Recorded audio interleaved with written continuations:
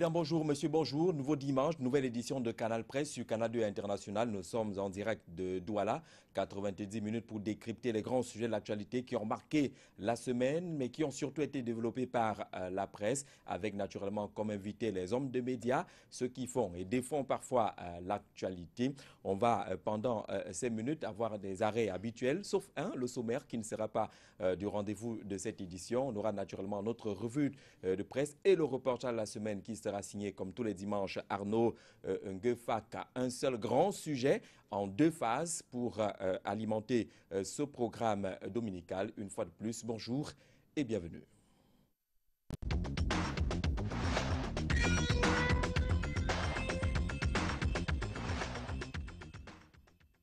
Cinq invités annoncés, quatre sont déjà présents en attendant l'arrivée d'Emmanuel Atangana de la CRTV qui va certainement nous rattraper. Son siège reste vide, mais on accueille avec beaucoup de bonheur Gérard Assouzon qui est parti de Yaoundé ce matin pour nous rattraper. Gérard, bonjour et bienvenue. Bonjour Jean-Jacques, bonjour à tous les autres panélistes et à nos chers téléspectateurs. Joli costume, hein?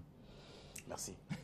Ce sont des habitudes difficiles. Alors, journaliste, mais en même temps, vous travaillez pour Camtel, la Cameroun Telecommunications. Et cette semaine, ce n'est pas habituel. On a vu Camtel et MTN autour d'une même table pour une signature de convention. Oui, on est habitué à savoir que c'est régulièrement le petit coup, c'est la concurrence féroce, c'est le quotidien fait de quête permanente de la clientèle, ce qui ne permet pas qu'on se rapproche facilement. Mais cette fois-ci, vous savez, ce n'était même pas une paix des braves, c'est un accord parfait entre les deux opérateurs. Il fallait bien se rapprocher pour s'assurer que c'est le client qui devient définitivement roi. Et les deux directeurs généraux ont paraphé donc cette semaine la convention qui lie les deux entreprises, permettant ainsi à MTN Cameroun de bénéficier de l'infrastructure à fibre optique que l'État du Cameroun a posé sur l'ensemble du territoire grâce à son bras sécurité, la Cameroun Telecommunications. Donc on était carrément dans cet accord au moment où des négociations s'ouvrent également pour les autres, je ne dirais même pas s'ouvrent, sont bien avancées avec les autres opérateurs de manière à ce que on puisse s'assurer qu'en mutualisant nos ressources à travers l'utilisation commune de la fibre optique, les coûts, surtout les coûts des télécommunications, l'Internet, le téléphone et les liaisons socialisées, tout cela soit capable de revenir à la portion vraiment congrue pour que les clients, les populations s'en servent. Et que justement, il y a ce bon point sur le rapprochement utile pour le client, mais le client qui nous regarde ce dimanche demande « je gagne quoi dans cette affaire ?» Il gagne sérieusement, il gagne parce que la mutualisation des ressources, comme j'étais en train de vous l'expliquer, réduit les charges de production. Ça réduit considérablement les charges de production. Imaginez-vous qu'il faille installer chacun son infrastructure. Il y aura pour Orange, il y aura pour MTN, il y aura pour Vietel, il y aura pour Crowlink, il y aura pour Yumi, Ringo et tout le monde. Il y aura pour Camtel. Bon, où on va trouver, où est-ce qu'on va trouver autant de sol pour creuser et poser les câbles partout? Ou alors en aérien, et ainsi de suite. Donc il fallait absolument qu'on se résolve à trouver un passage commun à travers une même infrastructure. D'abord parce qu'on ne va plus dépenser suffisamment, donc on va penser à réduire les coûts, mais surtout au niveau de la qualité du service, il y aura que cela pour les clients. Donc qualité du service plus les coûts réduits, clairement, c'est le client qui devient définitivement roi. On en parlera dans tous les cas avec Camtel sur les antennes de Canal 2 International. On aura beaucoup plus d'informations et des avantages derrière cette signature de convention. On accueille Chantal Roger Tuile, c'est un habitué des plateaux de Canal Presse, généralement à Yaoundé. Et il a Douala ce dimanche. Chantal Roger, bonjour et bienvenue. Bonjour, votre invitation m'a surpris à Douala alors que je venais toucher du doigt la réalité quelque peu erronée de la promptitude des réactions au port. J'étais alors en train de négocier pour pouvoir sortir un petit produit, un tout petit, là-bas. Et quand je me suis senti honoré par votre appel pour être de votre ce dimanche, le président de la République, Paul Biya, a dit qu'il aimerait être retenu par l'histoire comme l'homme qui a apporté la paix et la démocratie au Cameroun, la prospérité aussi.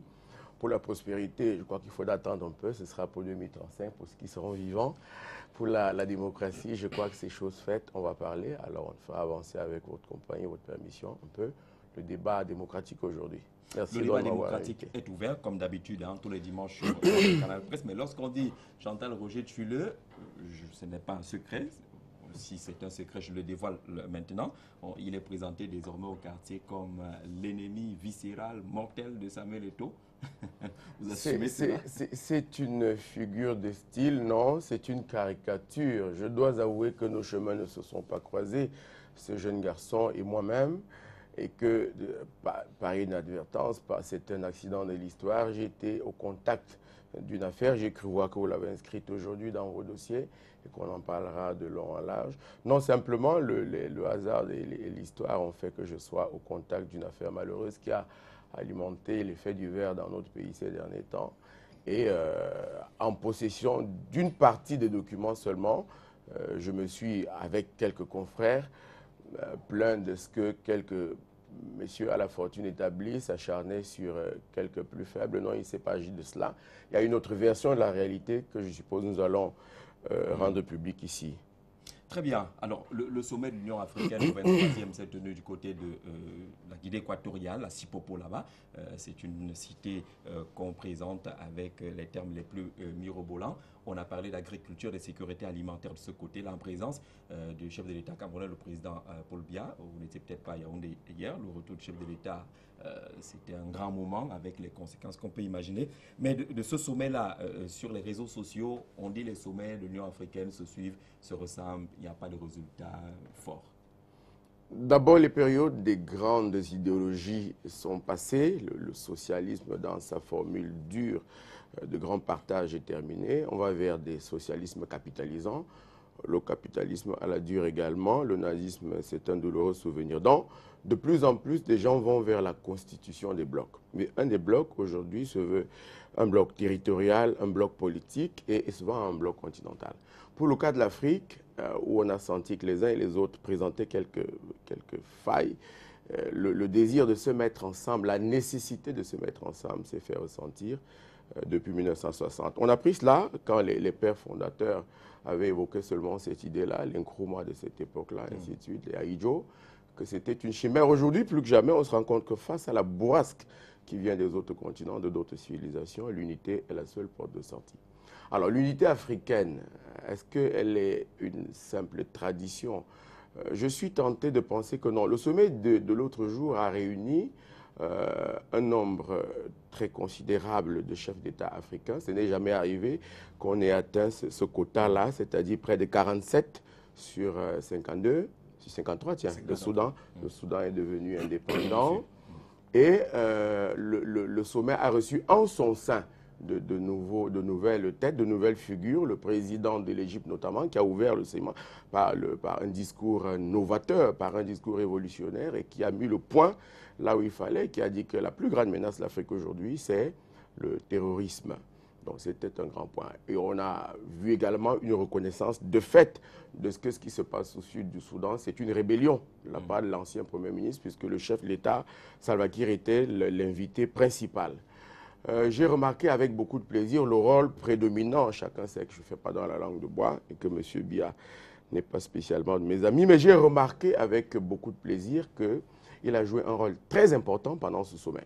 Sur un fait au moins, les autres pères africains n'ont pas accepté que Mme Samba Panza ne siège avec les chefs de l'État dans la salle. Pendant le huis clos, on l'a fait sortir de la salle, on lui a trouvé un tabouret au couloir. C'est tout l'entre-gens du président Biya qui a pesé pour qu'on aille la rechercher, qu'elle assiste au moins à l'ouverture des travaux et qu'elle ressorte. Le but de la contestation, notamment venu du président du Tchad, c'était que, on saura pourquoi, c'était que il n'y avait pas de musulmans originaires du Nord dans l'équipe de transition. Et que cela était une grande faute si on avait le souci de remettre ensemble tous les Centrafricains. Le président Biya a d'ailleurs fait une déclaration très remarquée à ce sujet. Et pour ce qui concerne d'autres délégations, j'ai vu également avec beaucoup de plaisir que le Jacob Zuma est arrivé, a pris le temps de saluer dans les couloirs Julius Malema, qui en Afrique du Sud n'est pas spécialement de ses proches ces derniers temps. Donc tout le monde a chanté à l'unisson l'hymne de l'Afrique et tout le monde a été d'accord qu'au Nigeria, quelque chose d'urgent doit être fait parce qu'il s'agit d'un combat de tout le monde, de tous les instants. Ok, merci Chantal Roger-Tuile. On accueille Achille Asako, journaliste, consultant des médias. Achille, bonjour et bienvenue. Bonjour Jean-Jacques, bonjour à tous les panélistes et bonjour aux téléspectateurs de Canal 2 International. Dans ce programme, on parlera beaucoup de sport, même si on injectera beaucoup d'ingrédients politiques également pour parler de la situation du Cameroun. Mais parlons des autres, ceux qui ont franchi le premier tour, le Nigeria et l'Algérie. Pour la première fois, l'Afrique aligne deux pays en huitième de finale. Jean-Jacques Zé, je vous arrête tout de suite en disant l'Afrique aligne un seul représentant à ce tour-là. Pourquoi? Parce que l'Algérie a récidivé en disant clairement qu'elle ne représente pas l'Afrique. Elle représente le monde musulman et le monde arabe.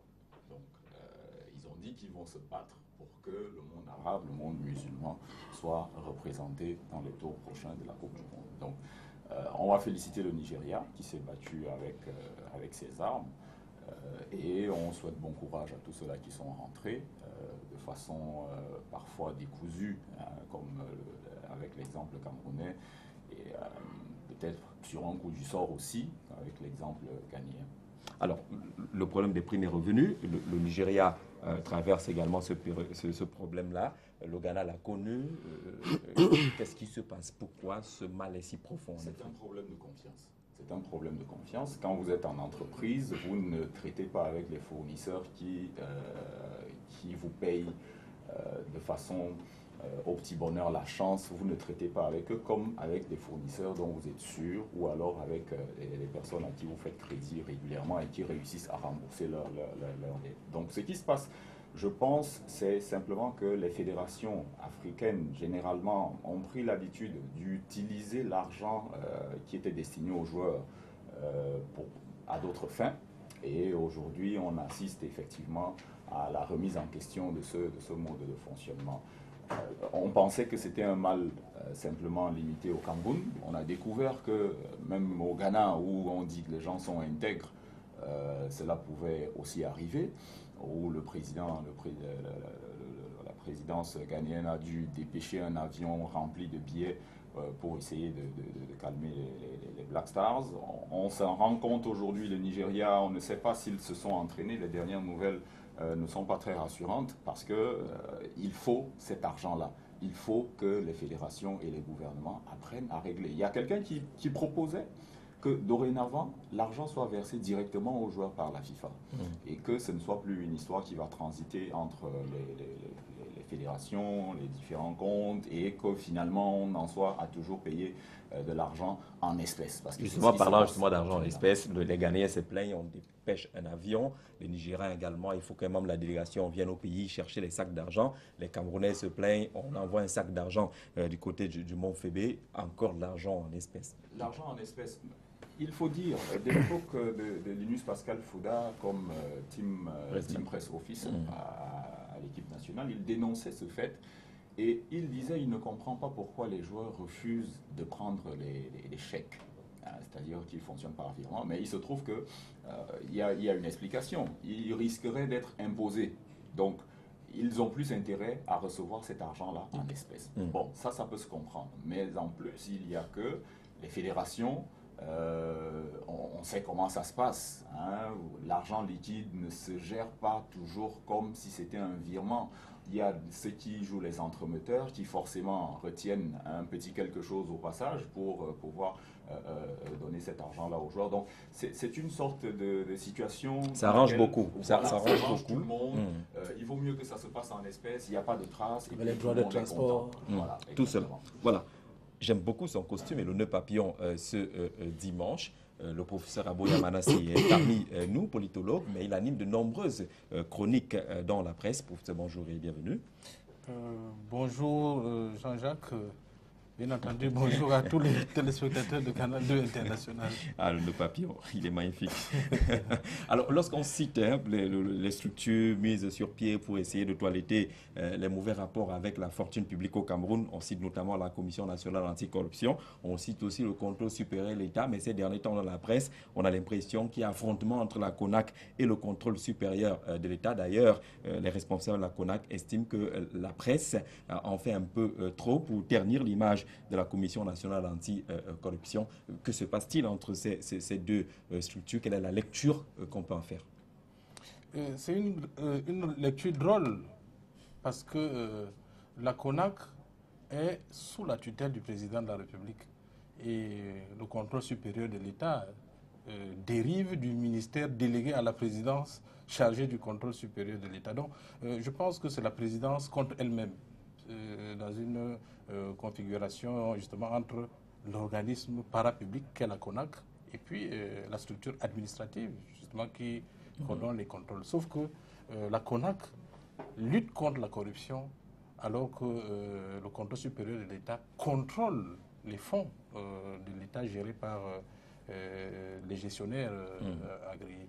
Bon, il se fait que malheureusement, le spectacle de ce contrôle ne devait pas être amplifié dans l'opinion publique de manière justement à brider, voire percuter le travail, la suite du travail qu'est censé faire la CONAC. Parce que malgré tout, si quelqu'un qui gère la CONAC venait à être encadré comme un mauvais gestionnaire, il serait disqualifié justement pour lutter contre la corruption. Voilà, donc je pense que ce n'est pas un bon exercice à travers les médias. Je pense que les contrôles devaient être réguliers, inopinés, comme cela est indiqué. Mais c'est une mauvaise image quand même. On parle beaucoup de solidarité des institutions, solidarité gouvernementale, ainsi de suite. Manifestement, c'est une très mauvaise image puisque tous les contrôles, en fait, sont destinés au chef de l'État. Puisque le ministère du contrôle supérieur de l'État est un ministère délégué à la présidence. En fait, c'est le président de la République qui effectue le contrôle à travers un démembrement organique, tout simplement. Donc, il est dans son droit, le Consupé, d'aller contrôler la gestion des fonds publics du côté de la CONAC. Oui, bien entendu. Il est dans son droit. Je dis que pour préserver la visibilité de la CONAC dans l'opinion publique pour la suite de ses missions, il n'est pas de bon ton qu'un contrôle soit ébruité et soit amplifié dans les médias. Ça rend justement les deux structures qui sont au service du chef de l'État des structures, à mon avis, brouillonnes, puisque les deux, moi je ne pense pas que quelqu'un ait raison de la CONAC ou bien du contrôle supérieur de l'État. Les deux se livrent à une guerre qui n'a pas lieu d'être, puisque ça perturbe la lisibilité des deux missions, que ce soit celle du contrôle supérieur de l'État que celle de la CONAC. On a quand même l'impression qu'on est en train de laisser pourrir la situation, personne ne frappe du poing sur la table pour que ça s'arrête. Naturellement, il faut que la CONAC essaye de se défendre de son côté, le contrôle supérieur de l'État se défend également, mais ça n'arrange pas la situation. Mais c'est les journalistes qui... Dans leur rôle aussi, ils sont là. Dans leur rôle dans son rôle. Il se nourrit de ce genre d'insolites. Absolument, absolument. Mais dans la responsabilité des uns et des autres, ce n'est pas un bon spectacle. C'est un spectacle qui dessert les deux structures. Plus encore, qui dessert la présidente de la République. Ça veut dire que après l'ECAM, qui est querellé à chaque élection, voilà une autre structure comme la CONAC qui est raillée. Ça veut dire que les missions de lutte anti-corruption sont des missions à mettre dans le registre d'un collègue pris dans les mains de la corruption. Je pense que c'est le chef de l'État qui devait être destinataire de ces contrôles et décider et prendre acte de ce que peut-être le président de la CONAC serait aussi un bon client pour l'opération Épervier. Ce qui serait également mauvais pour l'image de cette structure. Dans tous les cas, on est tous d'accord ici que la presse est dans son rôle. C'est quand ça va mal comme ça que la presse trouve des sujets d'intérêt. On va s'arrêter justement pour parcourir les grands titres développés par la presse cette semaine. C'est l'instant de la revue de presse de Harley Deboandébé.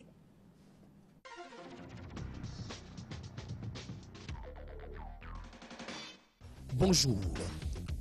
Pour tout Camerounais pris de football et de patriotisme, l'image à la une des Cameroun Tribune représente un mauvais souvenir pour le mondial brésilien, eu égard à l'humiliation du label Cameroun ce soir-là contre la Croatie.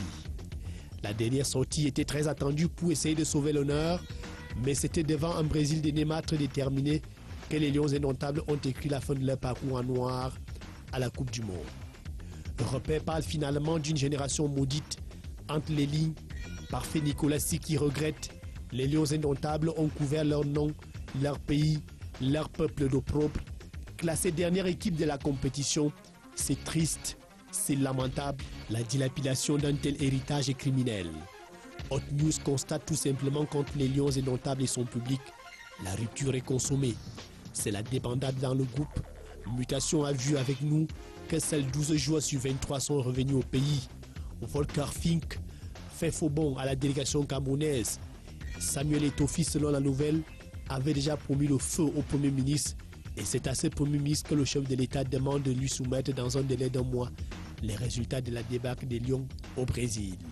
Un communiqué signé du secrétaire général de la présidente de la République, repris à la une de la Nouvelle Expression pour qui le délai d'1 mois prescrit à Philemon Yang témoigne à suffisance du sérieux que l'autorité de l'État attache à ce dossier. Même si la météo s'interroge sur l'opportunité de cette enquête, ne serait-elle pas une simple mise en scène? Au Cameroun, ajoute notre confrère, beaucoup savent qu'il n'y a rien de mieux qu'une petite commission d'enquête pour enterrer un dossier brûlant. La Nouvelle Expression reste également incertaine quant aux résultats de cette enquête qui vient s'ajouter aux nombreux autres rapports dont dispose déjà le président de la République sur la déliquescence du football camerounais.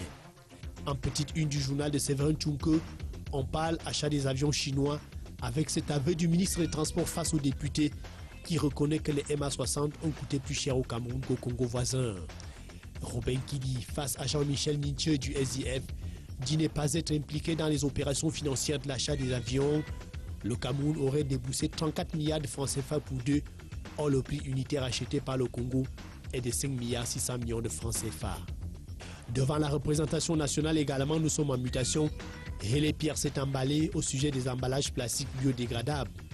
Acculé par les députés sur la question, le ministre de l'Environnement est resté évasif sur les réponses. On est toujours à l'Assemblée nationale avec nos messagers. Cette fois, c'est un député du RDPC qui a interpellé au Premier ministre. L'honorable Paul Gaston Komba exige l'application de l'article 66. L'a dit le Popoli, abandonné à l'aéroport de Simalène dans la nuit du 19 au 20 juin, alors qu'il attendait un avion spécial à bord duquel il devait conduire une délégation camerounaise en Afrique du Sud pour l'investiture de Jacob Zuma. Et l'avion n'est finalement pas arrivé. Cette humiliation du chef du gouvernement survient après celle du Sada Madou Ahidjo, où les Lions indomptables ont refusé le drapeau qui devait leur remettre. Nouvelle vision conclue dans cette affaire. Au Cameroun, le poste de Premier ministre est inutile parce que réduit au simple rôle de coordinateur de l'action gouvernementale, son rôle plus technique que politique se limite à des tâches de suivi des dossiers et des représentations du chef de l'État. Inutile également, les sessions parlementaires constatent émergence, les élus du RDPC se cachent derrière la discipline du parti pour ne rien proposer et attendre que tout vienne du gouvernement. Un gouvernement qui attend toujours d'être remanié depuis les critiques du chef de l'État du 31 décembre 2013. Selon le journal, l'actuelle équipe a battu le record de longévité depuis l'accession de Paul Biya à la magistrature suprême. Ali, l'intégration de Thierry Ndong et le débat houleux tenu jeudi dernier à Yaoundé dans le cadre de la Grande Palabre. Sinjun Pokam et Hubert Kangan ont mitraillé l'ambassadrice de France et le directeur de l'Agence française de développement. Très embarrassés, les deux hommes ont usé de la langue de bois diplomatique pour esquiver les questions sensibles. Cameroun Diaspora Expression est également en kiosque avec sa une à titrail pluriel, Lions indomptables, guerre contre Boko Haram, visite Guillaume Soro au Cameroun, un bon menu du journal d'investigation et d'analyse de Sainte-Loi Bidoum. Plus de repères avec un dossier sur la propriété foncière au Cameroun. Terre d'accueil, analyse des enjeux autour de ce baril de poudre en puissance. Image de la semaine, vous avez demandé, Bibi au quotidien Le Jour vous en donne. Sur l'agression de Mukanjo, Benoît Assou et Kotodi, je cite, foot et voyous sont les mots de la même famille. Mots AUX s'il vous plaît. À dimanche.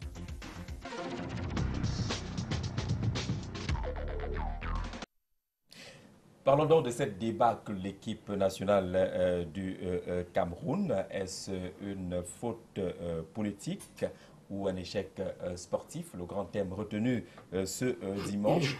Mais en parcourant les titres des journaux tout à l'heure, on se rend bien compte que la sortie du chef de l'État divise la presse. Il y en a qui parlent d'incertitude derrière cette enquête que doit mener le Premier ministre et le chef du gouvernement pendant 30 jours. Il y en a qui pensent que le chef de l'État a finalement pris au sérieux l'affaire, le problème football au Cameroun. Il y en a qui interrogent l'opportunité de cette sortie du chef de l'État et d'autres qui concluent facilement à une mise en scène. Gérard Souzor, cette sortie du chef de l'État, c'est un coup de pied dans la fourmilière? Je suis partagé à mi-chemin même entre les deux positions. C'est difficile de se rendre à l'évidence que ce football va mal maintenant. Ce n'est pas maintenant qu'on devrait se rendre à l'évidence. Il y a un brave journaliste camerounais qui avait déjà tiré la sonnette d'alarme. Son livre « Programmé pour échouer ». Ces lions sont programmés pour échouer depuis longtemps. C'est depuis longtemps que nous le savons. C'est depuis longtemps que nous savons que le mal est profond à l'intérieur. C'est depuis longtemps que nous savons que cette équipe ne fait plus équipe. C'est une constellation de stars. On prend un à gauche, à droite, on le jette sur un terrain de football et à la fin, on se demande à quoi ils servent. La preuve, cette équipe de Lyon, même la vie n'était pas la plus mauvaise de la compétition. Mais il y avait bien autre chose qui était à l'intérieur. Elle commence bien, après on ne se reconnaît plus les positions sur le terrain et l'adversaire faufile et marque des buts. Et on en prend plusieurs autres après. Pour dire qu'en réalité, le mal devait être pris au sérieux depuis longtemps. Parce qu'on voyait comment ça se passait, ça se dégradait. On se consolait du peu à un moment ou à un autre, on se disait ok, ça va passer. Par la suite, on se disait que... On a réussi à accepter que lorsque ça va mal, les Lions s'en sortent toujours. On a l'impression qu'il faut s'accrocher au miracle en permanence. C'est que lorsqu'on a tout bâclé, on avance. Et le prodige du sort fait qu'à un moment ou à un autre, ça va nous donner quelque chose. Comme par miracle, il y aura un Roger Mila qui sera dans un avion sale pour être présélectionné et les Lions vont bien se porter. Non, c'est pas possible que nous continuions de faire comme ça. Et là, il y a la question de l'opportunité de cette sortie du chef de l'État. Il est en retard, le président de la République? Je ne veux pas oser le dire comme ça. Il n'est pas en retard. Parce qu'en fait, est-ce qu'il faut que c'est lui qui vienne toujours dire que ça ne va plus arrêter? Il y a des gens pour le faire. L'image de M. le Premier ministre qui n'a pas pu remettre le drapeau Lions Indomptables, elle est suffisamment éloquente à ce niveau pour qu'on comprenne quand même jusqu'à un certain niveau des responsabilités de la République. Soit on n'a plus le regard suffisamment éclairé pour comprendre que ça ne va pas, soit on a perdu toute capacité à réagir pour remettre de l'ordre, soit on est même suffisamment compromis. Quand le professeur Aboy a parlé de la CONAC et du CONSUP tout à l'heure, on a l'impression que la machine administrative et même à un certain niveau politique est totalement grippée et qu'il faut toujours maintenant attendre que ce soit du sommet qu'on prenne les grandes décisions pour résoudre les petits problèmes. Est-ce qu'une équipe nationale doit dépasser un ministre? Est-ce qu'une équipe nationale doit dépasser un premier ministre? Ce n'est pas possible. Il faudrait que nous soyons capables de gérer des problèmes aussi simples de manière simple. C'est pas nous ici qui arrêtons l'ordre du jour des conseils de cabinet, par exemple. Il y a eu un Achille Assako cette semaine et le Premier ministre où le thème sur les Lions Indomptables n'a pas été inscrit à l'ordre du jour, peut-être qu'on n'est pas pressé. 2 points étaient inscrits à l'ordre du jour là-bas, le compte rendu du déroulement des examens scolaires, c'est un sujet important, la présentation du comité national de la dette publique et le Premier ministre qui a été mis en mission. On n'a pas abordé cette question de la débâcle pour l'équipe nationale du Cameroun ou le plan d'urgence demandé par le chef de l'État. Le problème n'est pas urgent? Oui, mais cela fait partie des contradictions que les uns et les autres peuvent relever ici depuis.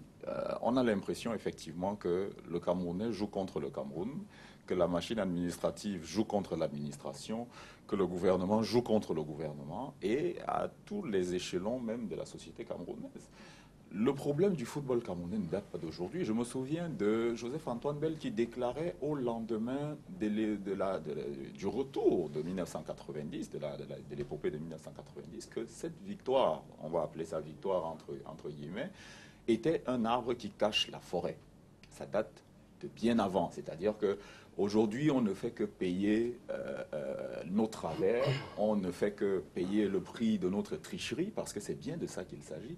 On a passé le temps à tricher, on n'a pas travaillé. À un moment, on s'est appuyé sur une génération dorée, très talentueuse, qui nous venait de l'école de football des Brasseries. On parlera tout à l'heure, lorsqu'on fera la frontière entre les échecs sportifs et la faute politique, notamment, oui, pour évacuer la réaction du Premier ministre du gouvernement. Alors, le Premier ministre a été pris à partie il y a quelque temps par le président de la République. C'est à lui qu'on demande de réagir sur une question comme le football, qui est une question à la limite d'orgueil national. Quelqu'un qui n'arrive pas à gérer, on va dire les choses, une équipe ministérielle, le discours du chef de l'État le 31 décembre était clair. Était clair. Il a clairement été indexé. Donc c'est à lui qu'on demande de tirer les conclusions et de faire des propositions en vue de l'amélioration du sort du football camerounais. J'ai quand même quelques doutes. Il nous a démontré par le passé que ce n'était pas son affaire. Encore plus, les joueurs peut-être ont démontré qu'ils n'étaient pas concernés par cette histoire. Là, on parle du fameux conflit qui a amené au refus de prendre ou de remettre le drapeau. Maintenant, j'ai quand même quelques doutes. Je ne pense pas qu'il sorte quelque chose de bon de cette fameuse injonction du chef de l'État. Premièrement. Deuxièmement, j'estime qu'avec la gabégie, parce qu'on s'arrête juste aux échecs sportifs. Ce qui est visible. Voilà, il y a une gabégie sans nom qui a été perpétrée lors de cette Coupe du Monde. Et j'estime que le Premier ministre doit pouvoir rendre des comptes parce qu'il y a des personnes qui ont été mises en mission. On parle de plus de 140 qui ont été mises en mission aux frais du contribuable camerounais. 263 personnes. 263 personnes. Les chiffres de Chantal Roger, 263. Voilà. Donc juste moi, je me limite à 140 qui viendraient de ces ministères-là. Et qui ont les représentants de la présidence. Voilà, pendant que la Suisse a 33. une trentaine de personnes qui vont représenter la Suisse qui est immensément on n'a pas vu ces gens dans les grades voilà. de l'équipe nationale. Et ces personnes ont été mises en mission avec l'aval du Premier ministre auquel on est en train de poser des questions aujourd'hui en termes de rendre compte et de tirer les conclusions. Ça me rappelle un peu ce qui se passait dans les salles de classe à l'époque, où il y avait une foultitude de personnes qui bavardaient et l'enseignant arrivait. C'est le plus bavard. Non, il disait qui a bavardé toi, donne-moi la liste de ceux qui ont bavardé, alors que celui à qui on demande cette liste-là faisait effectivement partie. C'était même le plus bavard. Donc, moi, je ne peux pas retenir ce schéma-là pour poser la question à Boya Manassé, même si on va pratiquement dans le même sens. Le Premier ministre est-il finalement piégé tout simplement? Non, pas du tout. Il ne saurait être piégé. C'est le premier des ministres. En réalité, c'est ce que on a vu beaucoup de journaux essayer de dire que peut-être que c'est un poste inutile, ou alors l'homme qui est là ne sait pas grand-chose. Non, l'institution primo-ministérielle n'est pas forcément n'est pas une institution politique. Ça peut être tout simplement une institution administrative, comme pour indiquer que c'est le premier des ministres, un peu comme celui qui porte le brassard sur les Lions indomptables. En réalité, son interpellation pour mener la commission d'enquête vise tout simplement à clarifier une étape supérieure du processus de prise de décision supposé par le chef de l'État. Parce qu'il y a une gradation quand même dans une situation de crise. Parce que nous vivons une crise profonde qui est alimentée par la pression de l'opinion publique. Il faut trouver des solutions. Le président, il a des informations relayées par les médias. Il y a les services de renseignement qui travaillent sur des informations de première main pour orienter la décision. Mais il faut quand même une enquête qui puisse permettre d'établir globalement les responsabilités. Et personne d'autre que le Premier ministre ne peut être... Est-ce qu'il a le temps pour mener ce genre d'enquête? Est-ce qu'il est sûr justement d'avoir la bonne justement, information? Justement, on a par exemple constaté sur ce plateau... Le complément qui manque au décret du chef de l'État est celui qui pouvait constituer justement le groupe d'experts qui devait animer cette réflexion. C'est-à-dire qu'une commission d'enquête est constituée d'un groupe d'experts qui sont outillés pour mener ce type d'enquête dans un délai qui a été précisé d'un mois pour rendre effectivement sa copie. Maintenant, le communiqué du secrétaire général indique tout simplement que le Premier ministre est chargé de mener... Avec que sur les délais, on est sûr que les 30 jours, ça va être difficile, autant de mettre en place ce comité. En réalité, on devait identifier... Le Premier ministre n'est pas un enquêteur, il est l'autorité administrative suprême, du moins quand on met le président de la République de côté. Donc il devait coordonner un groupe de travail alimenté par les experts qui connaissent bien le milieu du football, qui connaissent bien la logique des déplacements, qui connaissent le fonctionnement de l'équipe nationale du Cameroun, qui devait justement proposer au chef de l'État. Est-ce qu'il est sûr de pouvoir s'en sortir, même si on ne le juge pas? On a vu avec la cérémonie de remise de drapeaux que le Premier ministre semblait ne pas être au courant de tout ce qui se passe autour de cette affaire. Chantal Roger, aujourd'hui, il a la charge justement de donner la bonne information, et le communiqué précise bien qu'il est question de refonder le football camerounais, d'où le travail profond. Il ne s'agit pas seulement de cette mauvaise gestion de la campagne brésilienne. Le travail est bien profond. Est-ce qu'en nommant le Premier ministre à la tête de cette commission-là, on ne réduit pas les chances d'avoir un travail également de fond? Est-ce que ce monsieur-là est toujours Premier ministre du Cameroun? Moi, j'ai assisté. Il n'y a pas eu un texte. Moi, j'ai assisté au vœu de fin d'année. Une tradition administrative, une tradition protocolaire veut que le Premier ministre, qui reçoit ses collaborateurs, qui reçoit les journalistes, tient justement du Conseil national de la communication, que le Premier ministre donc fasse un discours bilan sur l'état du gouvernement, sur l'état de ses collaborateurs, les choses qui ont été faites, celles qui doivent être faites. Le Premier ministre de la République, ce jour-là, est descendu de son bureau, a salué 2 ou 3 personnes et est remonté dans son bureau en faisant un grand signe d'adieu à tout le monde qui était là. C'est la première fois au Cameroun qu'il n'y a pas un discours d'un Premier ministre chef du gouvernement à la présentation des vœux à lui par ses collaborateurs. À l'époque, on avait dit qu'il estimait que c'est utile, ces discours et ces bouquets de fleurs, et ainsi de suite. Et non, précisément, moi, il me semble que c'est une réaction au discours bilan de M. Biya le 31 décembre, qui dit clairement que c'est un incapable, qui dit clairement que cette équipe est inapte à mener à bien la politique des grandes ambitions dans sa façon définitive, dans sa façon de mise en place, effectivement, des programmes, des projets, de la réalisation de ces projets. Vous parliez de sport, et moi je voulais poser le problème, il est plus profond le problème, le Cameroun, il est qui doit faire quoi, qui peut faire quoi. Cela va tant du sport, vous parlez tout à l'heure des avions du sport, que de tous les secteurs de la vie politique, la vie publique au Cameroun. Vous parlez des avions, M. Robin Kili, vous aimez l'appeler le professeur. Je voulais préciser ici qu'il est professeur d'histoire et géographie, que je comprends difficilement le lien que vous faites entre les avions et un professeur d'histoire et géographie. Il est le ministre des J'ai vu avec beaucoup de plaisir, le ministre des Travaux publics donner beaucoup de leçons hier dans votre chaîne de télévision au reste de la République pour dire que c'était lui l'ingénieur de la République. Il me plaît de vous dire que c'est un douanier et que je ne comprends pas bien qu'est-ce qu'un douanier fait dans la construction des routes, quelque chose d'aussi pointu, d'aussi délicat. C'est la même chose en sport. Monsieur Adoum Fernand, vous savez qui s'appelle comme ça? Monsieur Adoum Fernand, devenu par accident Adoum Garoua, était-il la bonne personne, parti en retraite comme sous-directeur des infrastructures et de je ne sais pas quoi? Monsieur Adoum Fernand, d'après sa formation, est devenu, dans un CNAG, s'il faut le dire ici, est devenu préparateur sportif de Coton Sport de Garoua. Il gagnait alors 160 000 francs par mois. Vous allez voir, je vais venir. Vous allez voir, je vais venir, c'est très important. Parce qu'au Cameroun, désormais, il faut dire d'où vient le fait. Et ce monsieur, devenu ministre, a continué à appeler monsieur Iya Mohamed, qui était son patron à Coton Sport de Garoua, le boss. Ce monsieur au Brésil a continué à appeler le ministre Rona, Excellence, monsieur le ministre. Il a oublié que c'est lui le ministre aujourd'hui.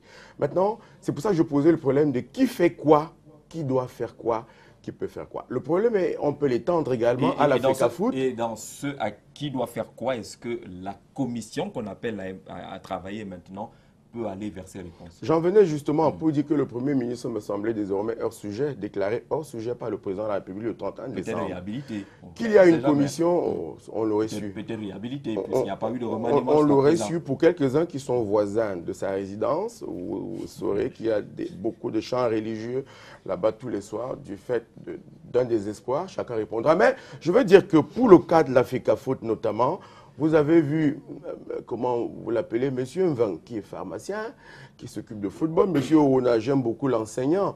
Mais qu'est-ce qu'il vient faire là, dans des histoires de commission, de machin et de machin? Normalisation. Ainsi de suite, ainsi de suite. De rélecture des textes qui avaient déjà été écrits il y a 10 ans. Donc, Jean-Jacques, oui, je voulais déblayer un peu pour dire que c'est ça le problème au Cameroun. Pourquoi personne n'est à sa place. Oui, personne n'est à sa place. Pourquoi on ne mettrait pas des sportifs, des footballeurs à l'ouvrage, à l'épreuve pour gérer cette affaire? Je vais vous dire quelque chose qui va vous ébranler ici. À chaque contrat qu'un footballeur camerounais signe dans un club en Europe, à chaque transfert qu'un footballeur fait, c'est 13% de l'argent de ce footballeur qui est retrocédé immédiatement à la FECAFOOT. Vous avez parlé tout à l'heure d'ennemis de M. Eto'o-Fils. Non, pas spécialement. Pourquoi je le ferais? C'est un concitoyen comme tous les autres. Et donc, M. Eto'o-Fils, à lui seul, pour son départ de Chelsea à l'Inter de Milan, a rapporté près de 18 milliards de francs aux caisses de la FECAFOOT. Et ce monsieur qui le sait, et ce monsieur qui le sait et qui dit au peuple ce que la FECAFOOT engrange, évidemment. Maintenant, je vais vous dire, par an, la FECAFOOT gère à elle seule 12 milliards 500 millions, c'est-à-dire largement de quoi fomenter un coup d'État si on était dans un pays belliqueux. Alors, de quelle réalisation la FECAFOOT peut-être se prévaloir aujourd'hui? Alors, allons-y. Voyez Jean-Jacques, il y a si et ça, qu'il faut réajuster, qu'il faut refaire. Regardez l'entraîneur. On va poursuivre. Il me reste 2 phrases, Jean-Jacques. Regardez l'entraîneur national du Cameroun. Regardez qui le choisit. Eh bien, c'est la FECAFOOT qui en désigne un. C'est le gouvernement du Cameroun qui signe le contrat avec lui. On ne sait même pas qui commande l'entraîneur national. Résultat, il peut décider de rester là-bas avec la FECAFOOT. Il peut être réclamé au Cameroun par le ministère. Regardez une chose qui est aussi simple, les signatures des contrats Puma. Où va l'argent? Quand on aura identifié les différentes filières d'argent, quand on aura identifié qui doit faire quoi, qui peut faire quoi, je pense qu'on aura commencé à évoluer. On va évoluer justement avec la débat de l'équipe nationale du Cameroun, échec sportif ou faute politique. On a eu l'impression pour ce premier tour de table qu'on a beaucoup parlé du côté politique, managérial, administratif, l'équipe nationale du Cameroun. Si on séquençait un peu Gérard Assouzor au sortir de cette Coupe du Monde, parce que la commission Philémon Yang devra également regarder le côté sportif, qu'est-ce qui a manqué sur le plan sportif? Sur le plan sportif, c'est que nous n'avons pas pu faire une équipe avant. Je l'ai dit au cours de ma première intervention ici, on n'a pas d'équipe de football, mais pourtant de grands talents. Sur les stades européens, est-ce qu'il y a une équipe vraiment qui se porte très bien, où il n'y a pas un Camerounais quelque part, qui tire la baraque et qui s'assure que son talent est valorisé? On en a suffisamment. De l'attaque jusqu'au gardien de but. C'est vrai que gardien de but, on pourrait avoir quelques réserves à le certifier.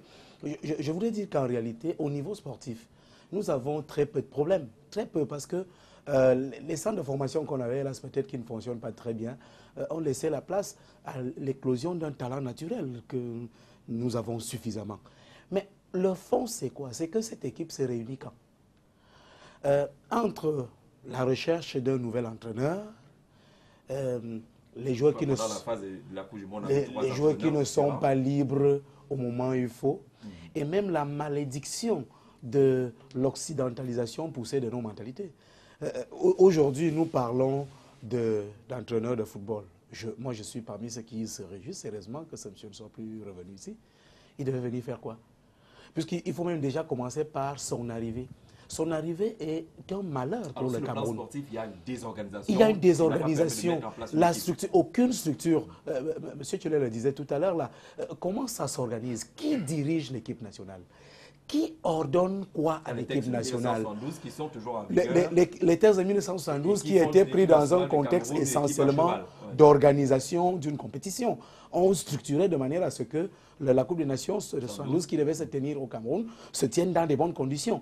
Est-ce que nous sommes toujours dans cette urgence? Je crois que non. Est-ce que nous sommes toujours dans les conditions telles que aujourd'hui le football qui a suffisamment évolué, la FIFA qui a pris plus au volume et qui impose ces textes qui sont régulièrement actualités, qui les imposent aux États. Mais nous, on reste sur un décret. On n'a pas une structuration qui permet qu'on sache, voici l'instance qui dirige l'équipe nationale du Cameroun. Donc cet échec sportif peut être directement lié à une faute politique. C'est difficile de faire le fossé. Assouzo parlait tout à l'heure de ces joueurs de talent qu'on connaît. Le Cameroun a des vice-champions d'Espagne, on a des deuxièmes meilleurs buteurs championnat de France, on a les troisièmes du classement là-bas, on a des demi-finalistes des Champions League européennes, ainsi de suite. On a quand même des noms qui résonnent fort, qui appellent même à des victoires, mais ça ne marche pas. Oui, ça ne peut pas marcher. Ça ne peut pas marcher parce qu'on triche. Et on triche pourquoi? Parce que pendant que les Français se réunissent pour leur période FIFA le samedi et le mardi, nous, on joue le samedi et nos joueurs retournent. Quand il y a eu un match, je pense qu'on a passé 6 mois, 7 mois sans période FIFA et ça n'a ému personne. On trouvait normal que ça se passe comme ça pendant que les autres sont en train de travailler leur cohésion. Nous, on est en vacances. Sauf qu'après, n'ayant pas livré de match durant ces périodes-là, on perd des points dans le classement FIFA et on se retrouve en train d'affronter des équipes encore plus dures, plus structurées, qui ont un jeu plus abouti. C'est-à-dire qu'on est dans un cercle vicieux duquel, pour sortir, il va nous falloir, moi je dis au bas mot, 5 ans. On a besoin de 5 ans pour commencer à sortir. Le fait est que les dirigeants, ceux qui implémentent la politique de ce sport, s'en servent à d'autres fins que celle à laquelle le sport est destiné. Et ceux qui sont les spectateurs ne peuvent qu'avoir leurs yeux pour pleurer. Les politiques qui doivent implémenter la politique du football au Cameroun, c'est-à-dire définir quelles sont les relations, les clarifier entre la fédération et le ministère, savoir à qui est-ce qu'on peut demander des comptes, savoir ce qu'on attend d'un tel ou d'un tel. Ce n'est pas le cas aujourd'hui. Ce n'est pas le cas. Effectivement, on est resté bloqué sur les textes de 1972 et ça donne le résultat que ça donne aujourd'hui. Un entraîneur qui nomme un staff et le ministère qui décide de lui adjoindre un autre staff. Donc vous avez une pléthore de personnes qui sont là, qui ne servent des fois à rien. Et après, on va demander si c'est juste un échec sportif. Exactement. Donc, il faudrait qu'on puisse, dès le départ, et c'était ça mon point de chute, la méthode la plus simple, la solution la plus simple aurait été, premièrement, de démettre le ministre des Sports, premièrement. Parce qu'ailleurs, cela s'est fait. Une fois le ministre des Sports démis, une fois le ministre des Sports démis, nommer un nouveau ministre qui va venir justement proposer, et lui n'ayant rien à voir avec cette débâcle-là, et peut-être même prononcer la dissolution de l'institution FECAFOOT. Il faut plus craindre cela aujourd'hui. Oui, il faut, parce que c'est ces mêmes personnes qui sont dans le monde politique, qui courent après les prébendes issues du sport, qui ont peur du fait qu'on se fasse suspendre par la FIFA, qui ne veulent pas accepter que le Cameroun soit suspendu parce que ce sera de l'argent en moins. Voilà, c'est un schéma tout simple. On ira à la prochaine compétition. Peut-être qu'on se qualifiera pour la Coupe d'Afrique 2015. Mais le mal sera toujours là. Parce qu'on n'aura pas soigné. On est en train de soigner les symptômes. Le mal semble être bien couché dans un lit qu'on a fait. On a parlé de ces textes de 72 qui sont toujours là. On a dans notre pays une organisation qui fait que le ministre ou la FECAFOOT, on est même un peu perdu, ils n'ont pas la possibilité de désigner, comme c'est fait avec les A', les juniors, l'entraîneur. On dit l'équipe nationale du Cameroun, c'est domaine réservé, et tout cela semble faire le lit de tout le désordre, le professeur. Non, moi, je pense que pour revenir à la problématique qui nous mobilise, il faut regarder l'échec d'abord sportif. C'est sur le terrain. Ce ne sont pas les tests qui font qu'un joueur aille asséner un coup à un coéquipier. Qu'est-ce que ça va y voir? L'échec sportif est là patent. C'est-à-dire que la manière avec laquelle les footballeurs évoluent sur le terrain. Qu'est-ce que les tests ont à y voir avec quelqu'un qui poursuit Neymar hors du terrain pour aller ramasser une balle et puis le bouscule? Qu'est-ce que les tests ont à y voir? C'est un échec sportif qui mobilise. Non, pas du tout. Pas du tout. Je pense que à l'époque, il y avait ces agissements. On appelait ça le fighting spirit. Il faut faire le fighting spirit. Ne veut pas dire qu'on doit boxer les joueurs. Il y en a qui ont applaudi le coup de tête de Canabic. Le fighting spirit dérivait de l'esprit canon, c'est-à-dire que la rage de vaincre, de gagner son adversaire par les moyens les plus réguliers. Nous ne pouvons pas exporter la sauvagerie à Mondiovision entre nous. Ça, c'est un échec sportif. On a applaudi le tacle de Ndipakem sur le bras de Diego Maradona. Mais ce n'est pas ça qui fait ce n'est pas ça qui a fait gagner le Cameroun. C'est-à-dire que c'est tous ces tacles-là à l'emporte-pièce. Je veux parler de quoi? Je veux parler qu'il y a le jeu sur le terrain. Et maintenant, les enjeux. Sur le plan du jeu, c'est un échec. Le Cameroun était loin de ce qu'on voit aujourd'hui à la Coupe du Monde. Tout à fait. Je pense que ne faisons pas à la camerounaise. C'est-à-dire que les réalités sont devant nous. Hein? Mais nous voulons chercher des boucs émissaires sur la Lune, alors que tout ça est basé sur le terrain. Nous avons vu. Vous croyez que le spectateur de Bokito a envie de savoir qui gère la FECAFOOT? Il a envie de capter la chaîne de télévision, de voir comment le match se déroule. Il s'en tient à ça. Les milliards, là, lui, il n'a jamais gagné 100 000 francs de sa vie. Ça ne l'intéresse pas. Donc, le jeu, c'est un échec patent. Maintenant, les enjeux, c'est tout à fait normal de débattre sur un autre pan du problème. Les enjeux, C'est normal. Les enjeux sont multiples. Les enjeux sont effectivement politiques. Les enjeux sont les enjeux organisationnels. Mais si nous devons serrer les deux, nous pouvons dire que alors, les 23 Lions étaient mauvais, n'étaient pas du tout, n'avaient pas le niveau requis pour cette compétition. Pour répondre à cette question, la démarche est banale. Tous les pays qui sont partis à la Coupe du Monde ont pris pour référence le meilleur championnat du monde qui est le championnat européen. Même les Brésiliens se sont émus de ce qu'on n'a pas pris un certain nombre de joueurs. Mais c'est même parce que le Brésil s'est aligné à cette école de prendre les meilleurs qui évoluent dans le championnat européen et de constituer l'équipe. Il me semble qu'au Cameroun, c'est la même chose. On a pris les meilleurs Camerounais qui jouent dans les championnats européens et on a constitué une équipe. Maintenant, si les automatismes ne peuvent pas être articulés parce qu'il y a environ 5 malades qui sont partis en Coupe du Monde, vous savez que les gens sont malades. Vous les amenez en Coupe du Monde. Vous voulez que le jeu soit extraordinaire. Et vous savez qu'il y a au moins 5 lions qui étaient malades, mais qu'on a envoyés, qu'on a amenés au Brésil. Vous voulez qu'il y ait quel miracle?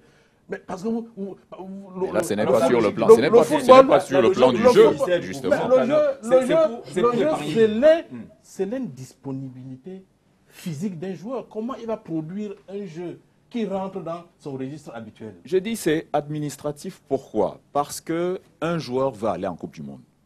Il a 40 degrés de fièvre. Vous lui posez la question, tu restes ou tu vas en Coupe du Monde, il va vous dire, je vais en Coupe du Monde. C'est à l'administration de détecter les malades et de prendre les décisions qui s'imposent. On ne va pas tout rejeter sur les joueurs. On a même suivi des joueurs là-bas qui disaient qu'il est temps que le staff médical puisse dire clairement quelle est ma situation. Alors on est au jeu. Et au-delà, s'il fallait que tous les joueurs se sélectionnent, tout le monde serait prêt. Voilà, exactement. Il y a quelqu'un qui s'assied et qui dit, voici ceux qui vont à la Coupe du Monde.